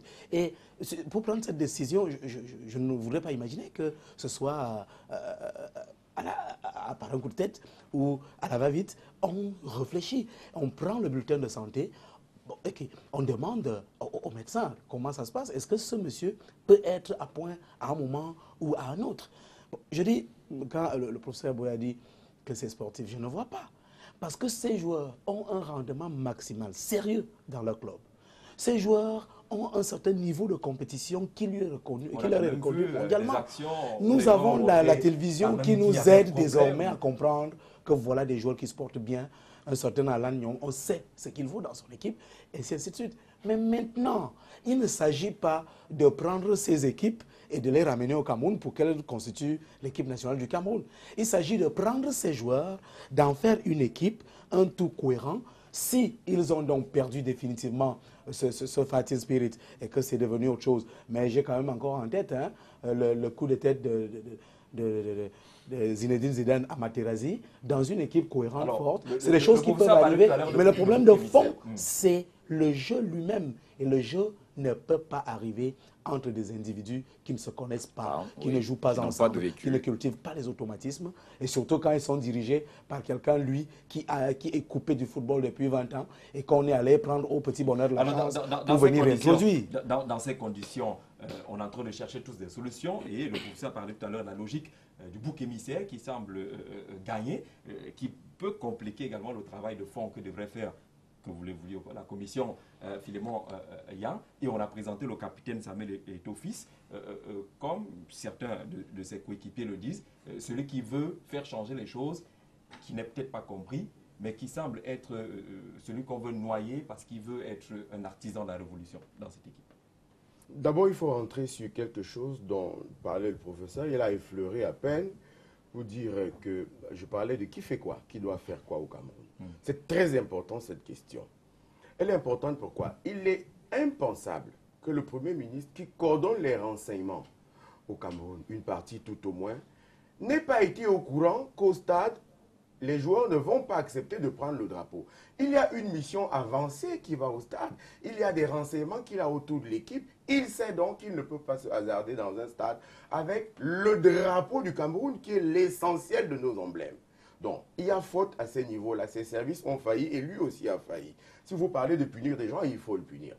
Il y a le ministre des Sports, le président de la République du Cameroun, la première institution, parce que le chef d'État c'est une institution, a dit dans un discours solennel à la nation et à la jeunesse camerounaise qu'on allait créer l'académie de football qui donc précisément, quelqu'un parlait de 5 ans ici, allait préparer les générations à venir, à défaut de faire confiance au cadre du sport, et pardon pour la publicité, ainsi de suite. Eh bien, qu'est-ce que le ministre des Sports a fait? Rien. Il suffit d'aller à l'Assemblée nationale, de dire aux députés, suite au discours du président de la République, j'inscris ceci dans mon budget, ça va coûter 2 milliards de francs, les députés le votent et je mets cela en application. Il y a le centre des sports. Ce n'est pas le président de la République qui vient construire un centre des sports. Autre chose, vous parliez de l'environnement et de ces jeunes enfants. J'ai regardé avec beaucoup d'admiration l'engouement, le support, le soutien qu'il y a à Vicente Del Bosque, où on dit, y compris Pep Guardiola, qu'il a beaucoup donné à l'Espagne et qu'on ne peut pas jeter la pierre, on ne peut pas lui jeter l'anathème aujourd'hui. C'est la même chose, soyons sérieux, pour ces jeunes enfants qui, pour la plupart, nous ont fait beaucoup de bonheur et beaucoup de plaisir. Qui ignorera les trophées qu'Eto'o Fils et ses frères et ses amis ont ramenés ici, qui oubliera qu'ils ne se sont pas toujours battus, qui oubliera que généralement, quand la vieillesse s'installe, quand la querelle s'installe dans un milieu de désordre et de vol permanent, évidemment, les performances sportives s'en ressentent. Maintenant, il y a un problème. Vous parliez de Eto'o Fils. Vous voyez qu'on revient sur l'argent. C'était important de me laisser parler tout à l'heure. Eh bien, qu'est-ce que M. Eto'o Fils dit à l'époque, quand il a un problème avec M. Iyamame? Vous voyez que je ne suis pas son ennemi mortel. Il dit qu'il faut clarifier où va l'argent des sponsors. Le problème se pose précisément au Maroc à l'époque parce qu'il faut jouer une série de matchs amicaux. Et M. Eto'o Fils dit que où va cet argent? Qu'est-ce que l'État du Cameroun prend là-dedans? Et qu'est-ce que les joueurs prennent? Le problème des primes se pose déjà là-bas. Il a son avion, pardon de relayer ça ici, mais il y a un officier à la délégation du Cameroun qui va chercher une prostituée en ville, M. Ngang dira si ce n'est pas lui, et il ne paye pas cette prostituée, il fallait payer 3000 dirhams. Et la police est venue arrêter cet officier à la délégation camerounaise à l'hôtel. Il a fallu que ce monsieur Eto'o Fils la paye cet argent. Voilà l'environnement malsain dans lequel les Lions évoluent. Maintenant, est-ce qu'il faut jeter l'anathème sur quelques joueurs? Est-ce qu'il a abordé les questions qui fâchent, notamment les questions d'argent? Il s'agit précisément de cela. Quand il dit où va l'argent de Puma? Vous savez que seulement avec l'argent de Puma, on peut financer, parce que c'est écrit dans les textes de la FECAFOOT, de la FIFA, que l'argent qui vient de la FIFA, c'est pour l'encadrement technique, moral et matériel de toutes les équipes de football du Cameroun. C'est-à-dire celle A, celle A', les femmes, les cadets, les seniors, les juniors, les corporatifs. Il y a 9 catégories. Ainsi de suite, de toutes ces catégories. Qu'au lieu de quoi la FECAFOOT a toujours centralisé cet argent sur les Lions indomptables, qui est en réalité la vache à lait, qui est en réalité le prétexte à toutes les gourmandises que vous voyez. Monsieur Eto'o Fils et quelques-uns de ses collaborateurs, quelques-uns de ses coéquipiers sont simplement coupables d'attirer l'attention du grand public dessus. Regardez bien la colère qu'il y a avant le départ pour le mondial. Les joueurs se réunissent et parlent au peuple camerounais. Ils disent que l'État du Cameroun ne nous paye plus. Nous générons assez d'argent par nos fêtes. La FECAFOOT peut nous payer. Parce que le sponsoring, parce que Puma, parce que la FIFA, parce que les finances anémiées du Cameroun n'ont plus besoin d'être autant pensées pour qu'on nous reverse cet argent. C'est ce que les joueurs disent. Ils ne veulent plus de notre argent. Sauf que la presse n'a refusé dans sa grande majorité de relayer. Voilà. Revenons sur l'argent que les joueurs demandent. Et voyons ce qu'on leur donne. On leur donne 56 millions. Je vous prie de diviser 56 millions par 25 ans, c'est-à-dire la carrière d'un fonctionnaire du Cameroun moyenne. Cela vous fait exactement 26 000 francs par mois, c'est-à-dire presque rien du tout pour quelqu'un qui défend les couleurs de la République. Proposez 26 000 francs par mois à un député de la République et vous allez voir qu'est-ce qu'il va vous répondre. Hein, si vous ne prenez pas des coups de pied, on va enchaîner. En regardant pratiquement. J'avais pris une petite note, c'est important, Jean-Jacques. Je voulais chuter par là pour dire que j'ai eu, heureusement, accès à quelques répartitions. Vous parlez tout à l'heure des lions et des médecins. Vous savez qui est le médecin des lions indomptables? Vous savez où il s'est formé? Vous savez quels sont ses diplômes? Eh bien, ce monsieur a accepté que les Lions indomptables, à la veille d'un match, mangent le ndolé et les macabous. Vous comprenez? On pèse l'alimentation d'un joueur. Eh bien, ce monsieur a accepté que des gens qui étaient foncièrement malades aillent là-bas au mondial. Il n'a donc pas d'autorité, il a été coopté par quelqu'un à qui il reverse un peu d'argent éventuellement. On a eu ce même problème également avec ce qu'on appelle chez nous l'encadrement psychologique, c'est-à-dire les marabouts. Il s'est trouvé 3 marabouts pour dire que les Lions vont gagner la Coupe du Monde à condition qu'ils ne traversent aucun cours d'eau du Cameroun au Brésil. Allez faire ce genre de miracle et voyez dans quelle alchimie nous évoluons. Attends. Maintenant, quand vous rejetez la pierre sur un seul joueur ou sur des joueurs, il me semble que voilà, on Chantal Roger, très mal le on problème. reste sur la question. Il y a eu une grosse incompréhension entre la volonté des joueurs de l'équipe nationale du Cameroun et ce qui a été relayé par la presse. Et on vous dira certainement, on l'a appris aussi, que derrière cette presse-là se cachaient justement des mains malsaines qui ont fait passer la mauvaise information. Oui, mais c'est clair. On a dit au départ, les Lions réclamaient chacun 168 millions. Je crois que c'était l'information au départ. Il ne me souvient pas avoir entendu un seul Lion poser ce genre de réclamation, mais c'était l'information véhiculée par une certaine presse. Et l'opinion s'est focalisée dessus. Les Lions exigent de percevoir 168 millions pour aller représenter le Cameroun. Je pense qu'on préparait déjà psychologiquement les Camerounais à un certain échec. Et il fallait dès le départ trouver des boucs émissaires. Les boucs émissaires, effectivement, ça devait être les joueurs. Si ça se passait mal, puisque de toute façon, on savait qu'on ne serait jamais allé plus loin que les 8e ou les quarts de finale. Donc, il fallait qu'on prépare les gens en disant, voilà, ils ont demandé beaucoup d'argent, on leur a donné ce qu'ils ont demandé et ils n'ont pas produit le résultat. Vraiment, lynchez-les. C'était ça le schéma. C'était ça le schéma. Et il faut que les Camerounais soit un peu aient de discernement par rapport à cette affaire-là. C'est une affaire d'argent.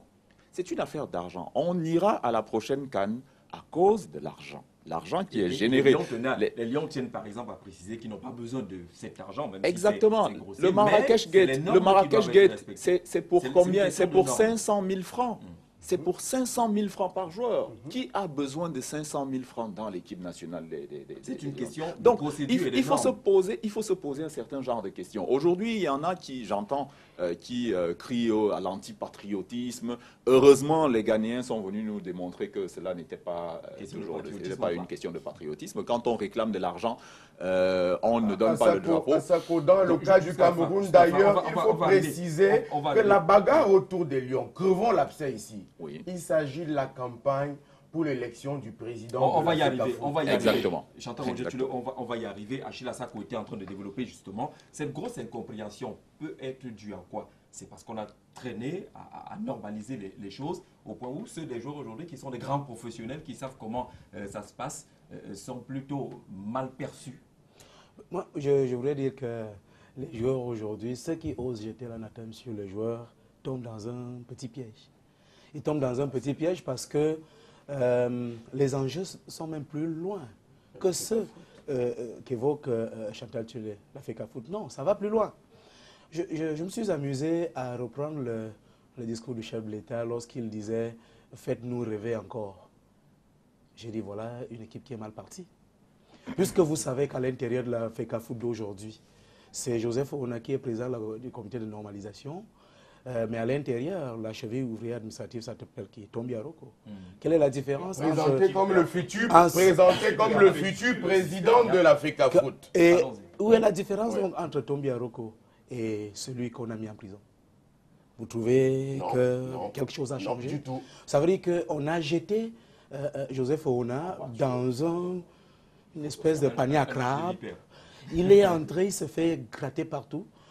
Quelqu'un a dit que Joseph Ouna était surpris que ses primes n'avaient pas été payées. Qui devait le lui dire? C'est bien Tombia Roko. Qui devait lui dire qu'il faut payer telle ou telle chose à tel moment. Et ce qui se passe, c'est quoi? C'est que, ok, on laisse ce problème de primes parce qu'on sait que c'est lui qui sera le déclencheur de tout le bordel, excusez-moi le terme. Alors, on laisse ce problème de primes et effectivement, ça se déclenche. Et rapidement, la première bataille, oh bon Dieu, qui a fait que je sois dans ce métier? Le siège même de la bataille se transporte de Tchinga vers les médias. Et c'est qui va les manipuler le mieux. Et c'est comme ça qu'on s'est arrangé à diaboliser les gens qui n'avaient besoin que de rentrer sur un terrain de football, s'entraîner et d'aller jouer. Le contexte devient donc un contexte de revendication de primes, alors que le mal est lointain. C'est qu'à l'intérieur de la FECAFOOT, Iya Mohamed, qui continue de la diriger, étant à Kondengi, à travers Tombia Roko, Iya Mohamed il doit régler ses comptes. Et régler ses comptes pour IA Mohamed aujourd'hui, ce n'est plus des comptes sportifs, ce n'est plus même des comptes d'argent, c'est des comptes politiques. Donc lorsque le chef de l'État dit faites-nous rêver encore, je dis tant pis pour cette équipe qui s'en va, parce qu'aujourd'hui, il y a bien des gens qui sont capables de créer, qui se réjouissent, puisque j'ai vu sur ce plateau il n'y a pas longtemps, à la suite de notre première défaite, ceux qui sont venus s'en réjouir, en brandissant l'antipatriotisme, l'absence de responsabilité des joueurs, le manque d'engagement, et ainsi de suite. Ça, c'est les joueurs qui sont au pilori. Mais la vérité, c'est quoi? C'est que nous sommes dans des enjeux, bien entendu, au niveau de la FECAFOOT. Il faut qu'on trouve un nouveau bureau très, très bientôt. Mais nous sommes également, il ne faut pas l'oublier, et je voudrais le dire ici, peut-être pour embrayer vers l'échec politique, pour dire que nous sommes dans un environnement politique dangereux, qui ignore que même au sein du gouvernement camerounais aujourd'hui, il y en a qui piavent d'impatience de voir le président Biya partir. Ils sont nombreux. Qui ignorent qu'au sein même de la présidence de la République, il y en a à l'intérieur qui se disent mais qu'est-ce qu'il fait encore ici? Il doit déjà partir, peut-être ce sera notre occasion. Et ça fait qu'aujourd'hui, rien qu'à savoir que l'équipe nationale du Cameroun s'est procuré de la joie au peuple camerounais et des bons points au chef de l'État pour qu'il les prenne une fois encore en exemple, il vaut mieux donc programmer l'échec et s'assurer que cet échec peut être une faveur politique pour les avenirs. Professeur Aboya, l'échec sportif est rapidement vidé en 2 ou 3 phrases et là on a toute l'impression qu'on ne peut pas se débarrasser du côté politique de cette affaire, les batailles. On a parlé de celle de la fédération, vous aurez certainement votre mot à dire, celle médiatique, heureusement les ondes de médias ont su pratiquer la politique d'autoflagellation sur ce plateau, mais il y a quand même des gens qu'on est en train de jeter en pâture qui sont facilement, comme vous l'avez dit, les boucs émissaires. Oui, mais naturellement, je pense que c'est une affaire complexe. C'est même trop complexe. C'est-à-dire qu'on ne peut pas aujourd'hui articuler l'idée selon laquelle IA Mohamed, là où il est en prison, réussit à mobiliser les joueurs, à rater les buts, à bagarrer sur le terrain. Ça veut dire qu'il est très fort. Je pense que faire ce genre d'analyse donne une importance inimaginable à IA Mohamed. Autant donc aller le libérer, puisqu'il réussit à faire mal jouer et les joueurs sur un stade de football. C'est-à-dire qu'il réussit à plomber l'esprit d'équipe. Il réussit à plomber la droiture des attaquants devant les buts. Il réussit à rendre la défense poreuse. Ça veut dire que... Mais le dire comme ça, c'est ignorer le potentiel. Laissez le professeur aller jusqu'au bout. Ça veut dire que... également le boss de Tombi Aroko. Voilà, il demeure le boss de Tombi Aroko. Donc, ils sont très forts. Et du ministre des Sports, qu'il appelle le boss. Je pense que dans le registre des enjeux que vous avez évoqués, il faut que nous sachions raison garder. Tout simplement pourquoi? Parce que les candidatures à la FECAFOOT ne sont même pas encore enregistrées. Et je ne pense pas que les textes organisant ces candidatures ont déjà été publiés. Ça veut dire quoi? Ça veut dire que le comité de normalisation n'a même pas encore rendu sa copie pour qu'on sache qui sera candidat, qui ne sera pas candidat. Et donc les gens veulent disqualifier ou alors qualifier les gens avant même que la commission on en ait rendu la copie. Je pense que ne prêtons pas le flanc à une grosse manipulation. La FECAFOOT est mal organisée. Il y a un problème. Nous avons un problème de sport. Simplement pourquoi? Parce que le football a été l'arbre qui a caché la forêt camerounaise. Tous les Camerounais se sont accrochés sur une probable victoire des Lions indomptables pour essayer d'être gays comme d'habitude. Malheureusement, ça n'a pas marché. Il faut justement que les comptes soient demandés à tout le monde, pas seulement aux footballeurs. Nous ne pouvons pas nous diriger. Je suis toujours invité, Jean-Jacques. Je suis toujours invité. Nous ne pouvons pas. Est-ce que je suis toujours invité? En patriote, parce que nous tous, nous ne méritons pas plus de respect que ces joueurs. Je suis tout à fait d'accord. C'est-à-dire que le problème qu'a composé les joueurs n'est pas un problème de patriotisme, parce qu'il y en a qui font pire que les joueurs. C'est-à-dire que ne nous érigeons pas en donneurs de leçons à l'endroit de ces joueurs, parce qu'il y en a qui pillent au Cameroun, il y en a qui volent à l'appel. Donc, le patriotisme, nous devons être tous des exemples. Et là, vous avez retrouvé Chantal sauf que justement, et qui se demandait s'il était toujours invité. Dans la République exemplaire, les joueurs ont leur part, les dirigeants ont leur part, nous les citoyens, nous avons chacun. Et qui va établir ces proportions de responsabilité? Les proportions. On revient justement sur ces proportions tout à l'heure, le temps de convoquer, on va le dire ainsi, le reportage de la semaine, une signature d'Arnaud Nguefak. Le même sujet revient après le reportage de la semaine.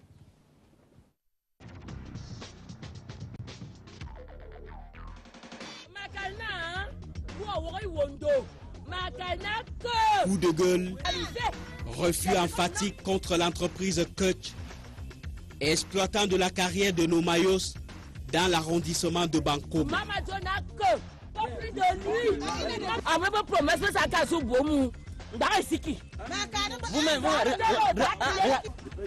Passion et émotion, les barricades sont constituées et la pensée traduite sur les pancartes en main. La réponse du pourquoi, selon eux. C'est un petit désordre que la société Ketch est en train de faire. Ils sont ici chez nous il y a plus de 15 ans. Et depuis ces années, il n'a jamais eu à tenir à ses promesses. Un cahier de charges établi de commun accord en 2004 par les deux parties mises ensemble par le sous-préfet de Bankomo de l'époque, Apollinaire Vondre. Réalisation de 3 points d'eau, paiement de loyer, versement de 2 millions de francs pour la nourriture aux riverains. Les engagements de la société Ketch ont été bel et bien respectés. Nous avons un accord dans lequel ces engagements ont été matérialisés, à savoir la fourniture de 3 puits d'eau, un don annuel de nourriture, ce qui a été fait. Où se trouve donc la raison de la révolte présente? Les membres de la famille Guinifouda prétendraient être abusés par leur administrateur de biens, selon les termes de cette plainte datée du 17 avril 2014, déposée près des tribunaux d'Ongoumou. 4 900 000 francs en ballottage. Ils pensent d'ailleurs que leurs frères perçoivent régulièrement seul le loyer qui est un du collectif.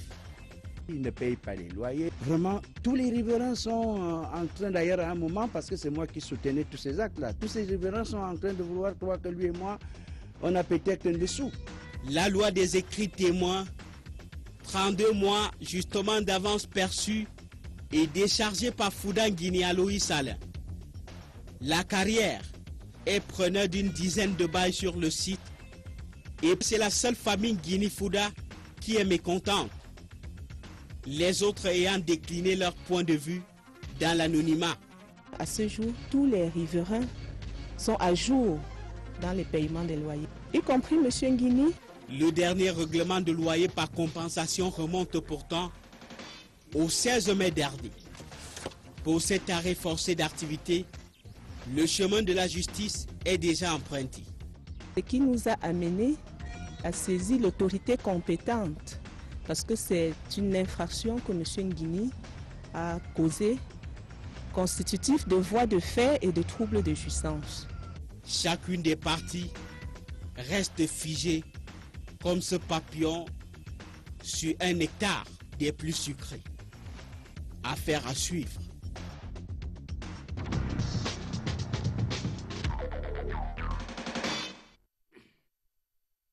Arnaud Vifat pour le reportage de la semaine. Donc, depuis Nomayos, où toutes les parties, vous l'avez constaté, se sont naturellement exprimées. On parlait justement de ce climat actuel, les joueurs qui sont agressés pratiquement par les supporters. On a vécu cela cette semaine également. Et puis, autour du capitaine Samuel Eto'o-Fils, on parle également, on va le dire ainsi, d'arrestations programmées, ainsi de suite, des gens qui veulent faire ce qu'on appelle la récupération derrière une affaire de mœurs. Je l'ai suivi de près, cette affaire, parce que... je suis ravi de te poser la question à toi. Au tout début, effectivement, j'entre en contact avec une dame, celle qui était en principe lésée dans cette affaire. J'y amène une bonne vingtaine de mes collègues de la presse, rédacteur en chef, directeur de publication, et nous prenons fait et cause pour une personne que nous savons faible, dont la nommée Kwa Séraphine, qui donc a vécu ces années-là avec 7 ans, avec le capitaine des Lions Indomptables. Moi, j'interroge les opportunités. Pourquoi ce problème maintenant, au moment où les Lions s'apprêtent à aller au mondial et ont besoin de toute la sérénité autour? Pourquoi ces plaintes maintenant? Et qui est derrière une affaire qui finalement apparaît comme une affaire intime, une affaire de famille? C'est quoi la genèse? La jeunesse, c'est une jeune fille qui habite... on va aller très rapidement. Oui, qui vit avec un monsieur... si le problème a évolué plus rapidement. Qui vit avec un monsieur et l'affaire tourne mal. Le monsieur décide qu'il ne veut plus de cette dame qui veut retourner à son épouse. Etofi s'entend. La jeune fille, d'après l'autre version des faits, de celle de M. Etofi, de ses avocats, justement, je suis tombé sur le document et je me suis entretenu longuement avec eux, qui voulaient rétablir l'autre partie de la vérité. Donc, M. Etofi retrouve sa photo dans les médias, dans le net. Et il dit qu'à part cette jeune fille, personne d'autre ne pouvait mettre cette photo dans les médias. Donc, ils vont en justice pour la première fois. Donc, au commissariat, cette jeune fille est arrêtée. Et puis, entre autres raisons, elle est accusée de beaucoup d'infidélité. Avec ci, avec ça, avec ci, avec ça. Et avec quelques hautes personnalités de la République, de la présidence de la République, dont j'ai vu moi-même les photos dans une intimité que vous pouvez à peine imaginer. Il s'agit d'un ministre à la présidence de la République. Ces photos circulent. Oui. Donc, de ce ministre de la présidence de la République, dans des positions véritablement difficiles pour des gens qui sont chargés de prévoir la transition du pouvoir, de nous faire voter les lois. Si vous les voyez, ces photos, mon Dieu, vous tombez du sol. Eh bien, il y a cette instrumentalisation de cette affaire qui est devenue à Yaoundé une affaire politique. Elle est laquelle? Elle est que M. Etofi demande qu'on lui rembourse 200 millions de son argent qu'il a donné à cette jeune fille. Une voiture qui devait servir pour la création d'une fondation. La fondation Etofi. C'est des petits cadeaux, qu'on ne peut pas rembourser les cadeaux que vous faites à celle que vous aimez. Si vous faites 200 millions de cadeaux de francs à votre copine, alors Jean-Jacques, on vous inscrira dans le budget de la République. Il s'agit également de 500 millions d'argent pour les courses faites aux États-Unis. Il s'agit des montres Rolex. Il s'agit de véritablement beaucoup d'argent. Les deux parties se rencontrent devant des avocats, devant des juges, et la dame accepte de rembourser. Les politiques se saisissent de l'affaire à Yaoundé, et les dernières nouvelles, M. Etofi devait être arrêté, écoutez-moi bien, arrêté et enfermé jeudi, à la faveur de l'absence du président de la République à Yaoundé. Maintenant, vous voyez l'opération Bis-Bapes, c'était ça qui était prévu.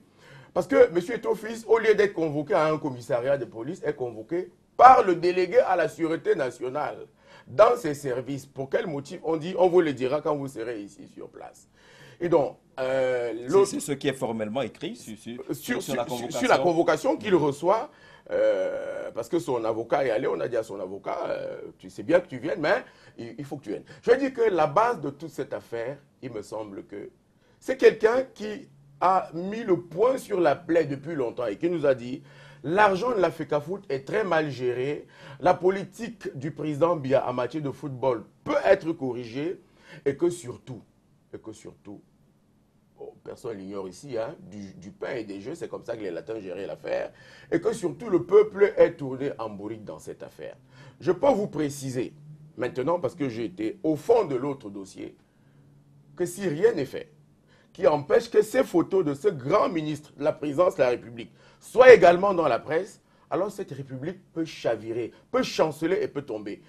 Vous allez voir pourquoi j'en parle. Parce qu'il s'agit d'un très proche collaborateur du chef de l'État et que M. Etofi et son conseil et ses autres, offusqués de voir eux-mêmes leur SMS à la presse, s'apprêtent également à publier ceux de ce grand ministre de la République qui demande à cette jeune fille-là comment M. Etofi fait l'amour à sa copine. Vous voyez le genre de scandale, vous voyez le genre de pratique auquel se livrent nos ministres et nos gouvernants pendant que nous dormons et que nous pensons qu'ils réfléchissent sur l'avenir de la République. Je voulais dire que pour cette malheureuse affaire, le procès dira... C'est pour dire quoi? Grosse manipulation derrière. Hélas, il y a des gens qui veulent faire taire. Grosse manipulation. Je voulais parler de la FECAFOOT tout à l'heure. Il y a la faction, qu'à tort ou à raison, les gens attribuent à M. Etofi, c'est les anciens footballeurs. Et il y a qui sont dans leur domaine quand même. Il y a l'autre faction, celle de M. Joseph Orona de Tombi Aroko, et ainsi de suite, qui veulent arriver aux affaires, qui veulent rester aux affaires. Des gens ressuscitent dans cette affaire. Pour trancher avec les photos, j'ai quand même trouvé curieux. Et depuis ce moment que je suis en contact avec cette affaire, je fais très attention aux filles que je rencontre. Parce que vous avez le moindre moment d'intimité avec une jeune fille et vous n'êtes pas certain que demain ces photos ne seront pas dans le net. Oui. Je suis allé en contact avec cette jeune fille qui m'a avoué elle-même que quelques-unes de ces photos, elle les avait placées elle-même dans le net. qu'elle les adressait alors à son amant à cette époque-là pour garder vivant son image dans l'image de cette. Alors, Achille Assako est d'accord pour dire peut-être qu'il y a une grosse manipulation dans cette affaire. C'est une affaire qui veut tenter de noyer les vrais problèmes du football. Mais ça a toujours été ça, mon sentiment. Je me suis toujours posé la question, pourquoi est-ce que c'est toujours à la veille d'une grande compétition ou d'une échéance avec les Lions Indomptables qu'il y a toujours des affaires Samuel Eto'o? Jamais avant, voilà. Mais juste la veille, il y a eu un bébé qui est sorti de je ne sais où, il y a eu une histoire d'une Espagnole abandonnée, il y a eu... Donc à chaque grande compétition, il y a toujours une histoire de mœurs qui pointe son nez. Donc j'ai toujours été aussi dubitatif parce que le fait que cette jeune fille, dès le départ, soit la seule à s'exprimer sur cette affaire et que tout le monde ait pris fait et cause pour elle, m'a amené à m'inquiéter un peu. C'est-à-dire qu'on ne peut pas... Et là encore, on a dès le départ, et des ministres. Moi, je suis entré dans cette affaire pour prendre fait et cause. On va sortir cette affaire rapidement. C'est très important ce que je dis. Pour prendre fait et cause, il m'a jamais rien refusé à Souzoir. Pour prendre fait et cause pour quelqu'un de faible. Oui, dès le départ. Cette dame donc, dès le départ, pour me rendre compte après qu'il s'agit d'une machine.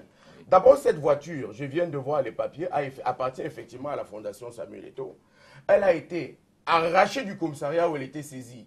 Elle a séjourné chez le délégué à la Sûreté nationale, à la délégation de la Sûreté nationale. Elle a été restituée à la dame. Alors même que la dame avait avoué que c'était la voiture de la Fondation. Très bien, pour la présidente, merci. Derrière cette affaire, il y a eu tellement de manipulations. C'est une affaire qu'on aurait pu éviter quand même. Au regard justement des personnalités qui sont impliquées, c'est une affaire qu'on aurait pu éviter. Moi, je pense que c'est la prolongation de la Coupe du Monde. La Coupe du Monde est finie au Brésil. Il faut qu'elle se joue à Yaoundé. En réalité, on n'invite personne dans la mafia. Si vous entrez à la mafia, il faut assumer les conséquences de la mafia. Donc on ne peut pas dédouaner aujourd'hui Eto'o. Il est entré dans la mafia avec la fille et qu'il assume les conséquences de la mafia. Ok, on va sortir justement de ce débat-là.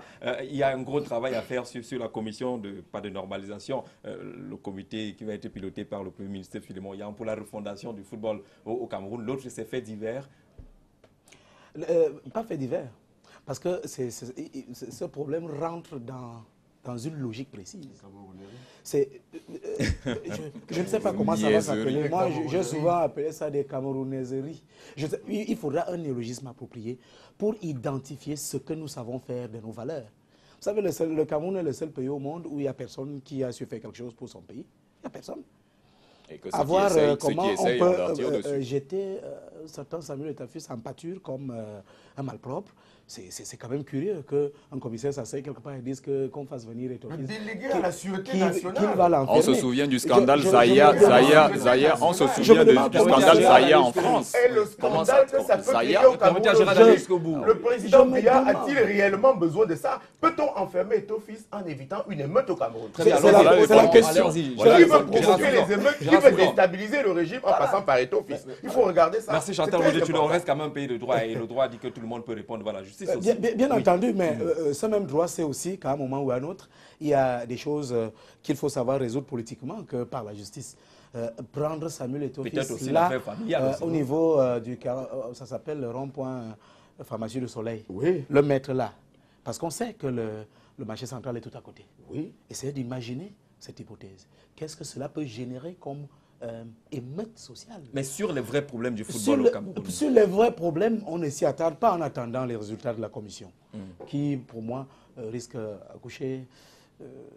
La montagne va finir par accoucher d'une souris, parce que les commissions, on n'a jamais vu de résultats depuis qu'elles existent. Il y a eu la commission Mila en 2008, pratiquement. Alors, aujourd'hui, lorsque cette affaire de Mme Nathalie arrive, je dis, oh, la pauvre, pourquoi elle a laissé facilement qu'on utilise son image et son identité pour régler des comptes qui n'ont pas de sens? Est-ce que le problème du football camerounais peut être un joueur? Ce n'est pas possible. Est-ce que le problème, problème social au Cameroun peut être le fait d'un certain Samuel Eto'o fils? J'ai pensé à un moment que c'était le complexe de pauvreté.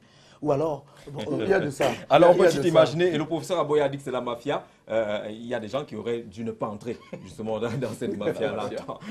On sort de l'émission Achille Asako. Pour la commission de normalisation, est-ce que vous avez vu l'âge du professeur Joseph Oona? Il reste un professeur agrégé. Il a quel âge au fait? Non, le professeur agrégé fait les textes. Il a quel âge au fait, le professeur Oona? Chantal Roger-Tule, le professeur agrégé et les autres professeurs qui sont associés attendant le résultat qui va sortir justement de la relecture et la réécriture des textes de la Fédération camerounaise de football qui vont conduire l'élection.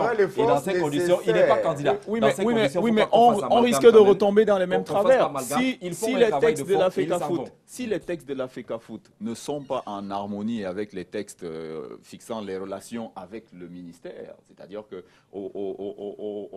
il a vous appelé justement, c'est ceux qui font cette relecture aller au-delà. Il fallait dès le départ, démettre le ministre des Sports, ensuite prononcer la dissolution de la FECAFOOT et donc maintenant aller établir un nouveau cadre juridique qui prendrait en compte les nouvelles relations avec... Mais Achille, en guise d'information, le cadre qui est installé aujourd'hui vient de la FIFA. Ces membres du comité de normalisation n'ont pas été désignés par nous.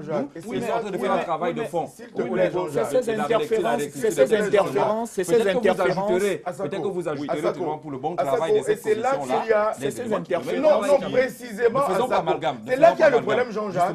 L'équipe du Cameroun, le label Lion indomptable. Jean-Jacques, c'est très important. L'été de la fédération, pas appartient à la République unie du Cameroun. Ce label est protégé à l'OAPI. Il a été créé par le ministre Toyenborg Félix, alors ministre des Sports de M. Aïdjo. Donc, il n'appartient pas à la FECAFOOT. La FECAFOOT, au contraire de la Fédération française de football, est copropriétaire de l'équipe nationale du Cameroun. C'est-à-dire que c'est le gouvernement qui préfinance les campagnes des Lions indomptables et a droit de regard sur la gestion. Le résultat, c'est que c'est le gouvernement qui dépense et c'est la FECAFOOT qui engrange les bénéfices. Là, on s'est bien compris. On va sortir de cette émission. Le gouvernement dépense, la FECAFOOT engrange. Le comité de normalisation. Je ne voudrais pas qu'on sorte de cette émission, Jean-Jacques, sans préciser une chose. Nous avons parlé de l'échec sportif et de l'échec politique.